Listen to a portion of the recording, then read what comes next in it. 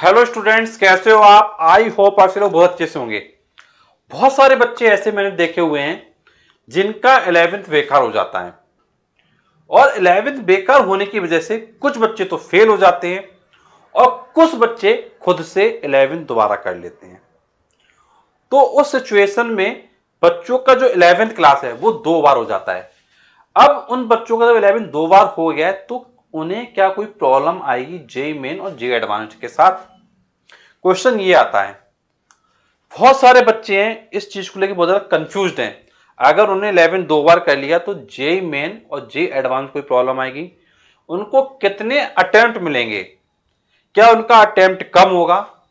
तो इन्हीं सभी क्वेश्चंस को लेकर आज का स्पेशल वीडियो है। तो इस वीडियो को आप शुरुआत से लेकर एंड तक पूरा देखिए। चलिए हम लोग स्टार्ट करते हैं। तो देखिए, सबसे पहले बात करते हैं जेई मेन का जो नोटिफिकेशन आता है वो क्या कहता है। जब आपका जेई मेन और जेई एडवांस्ड का नोटिफिकेशन आता है वो क्या कहता है? देखिए, जेई मेन और जेई एडवांस्ड का जो नोटिफिकेशन जब ऑफिशियली आता है उस नोटिफिकेशन को आप चेक कीजिएगा। अगर आप चेक करना चाहें तो जो मैंने अभी तक चेक किया है ऑफिशियल नोटिफिकेशन में, उसमें सिर्फ इतनी बात मेंशन होती है, ऑफिशियल नोटिफिकेशन में इतना मेंशन होता है कि अगर आप जिस साल 12th कर रहे हैं वो साल और एक साल वो जब आपने 12th पास कर लिया है, ये 2 साल आपके होंगे जब आप एग्जाम दे सकते हैं। जब आप एग्जाम दे सकते हैं मींस 12th अपीयरिंग में और 12th पास होने पे। और कोई बच्चा अगर 12th पास के नेक्स्ट ईयर में जाता है मींस 14th में जाता है तो फिर यहां पे क्या होगा? देखिए, जेई मेन और एडवांस दोनों मिलेगा देखिए देने के लिए, ठीक है। यहां पे भी जेई मेन और एडवांस दोनों मिलेगा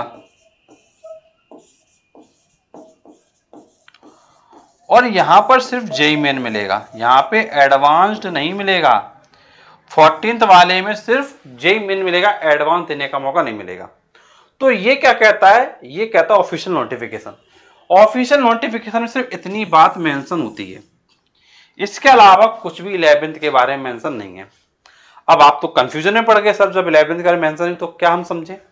तो देखिए, नोटिफिकेशन के अकॉर्डिंग जिस बच्चे ने 11th 2 बार कर रहा है या किसी कार्ड से उसने कर ली है या करनी पड़ रही है, कोई भी आपका कारण हो, अगर 11th 2 बार हो रही है तो देखिए उस सिचुएशन में आपका देखिए जो जेई मेन है और जो जेई एडवांस्ड है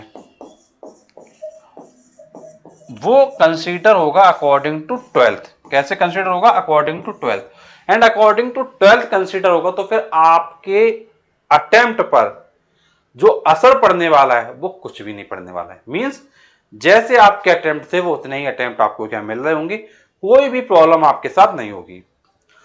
तो अब आपको मुझे उम्मीद है क्लियर हो गया होगा कि आप जो जानना चाहते थे अटेम्प्ट को लेके उसमें कोई भी दिक्कत नहीं होगी, आपकी सारी चीजें सिस्टमैटिक वे में चलती रहेंगी।